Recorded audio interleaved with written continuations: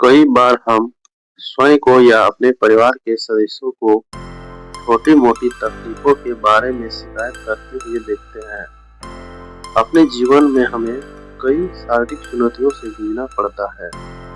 बचपन में हमें बाल्यावस्था संबंधी रोग हो जाते हैं। जब हम बड़े होते हैं तब भी हमें अनेक बीमारियां झेलनी पड़ती हैं। उदाहरण के तौर पर कभी हमें बुखार हो जाता है या कभी सर्दी हो जाती है या जब कभी हम ज़्यादा खाना खा लेते हैं तो हमारे पेट में दर्द हो जाता है। हम में से कई लोग इन बातों को लेकर बहुत परेशान हो जाते हैं और शिकायत करते रहते हैं।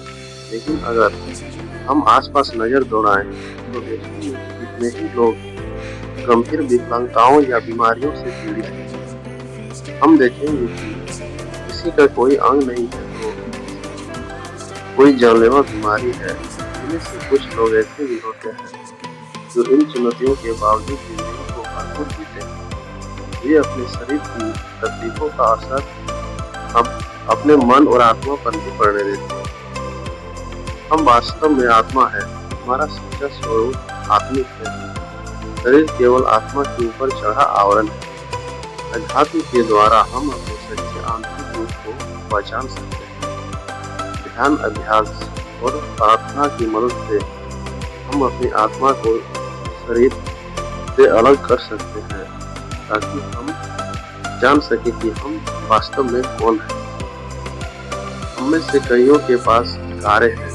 कई बार कार खराब हो जाती है और उसे मरम्मत के लिए भेजना पड़ता है। इससे हमें चाहे थोड़े दिनों के लिए असुविधा होती है और हमें किराए पर कार लेनी पड़े या हमारे परिवार के किसी सदस्य या मित्र को हमें अपनी कार में यहाँ वहाँ घुमाना पड़े। हमें ऐसा तो नहीं लगता मानो हमारी जिंदगी खत्म हो गई है। हम जानते हैं कि कार तो सिर्फ एक भौतिक साधन है जिसका इस्तेमाल हम अपने शरीर को एक स्थान से दूसरे स्थान तक ले जाने के लिए करते हैं।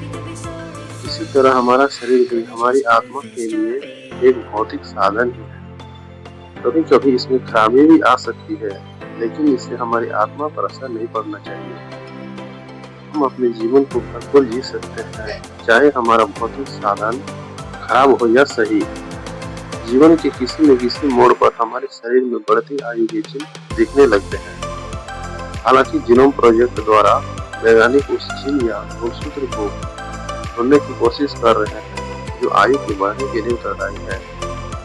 और हो सकता है कि एक दिन ऐसा भी आए जब अनेक लोग 100 वर्ष से भी अधिक समय के लिए जिए। लेकिन फिर भी ऐसा एक दिन अवश्य आता है जब हमारा शरीर उतनी अच्छी तरह काम नहीं कर पाता जितना कि युवावस्था में करता था। परंतु हमें इस बात से निराश नहीं होना चाहिए।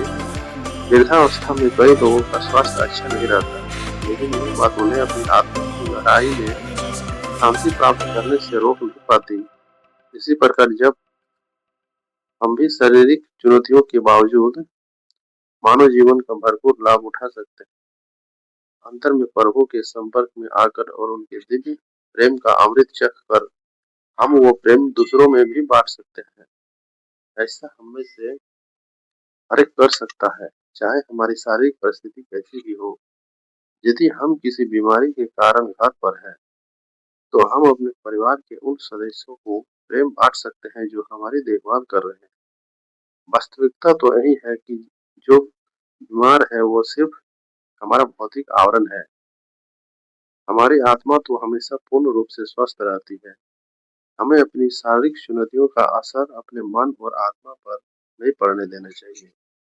एक आशावादी और सकारात्मक रवैया अपनाकर हम इन चुनौतियों पर विजय पा सकेंगे तथा अपने व दूसरों के जीवन में खुशियाँ ला सकेंगे।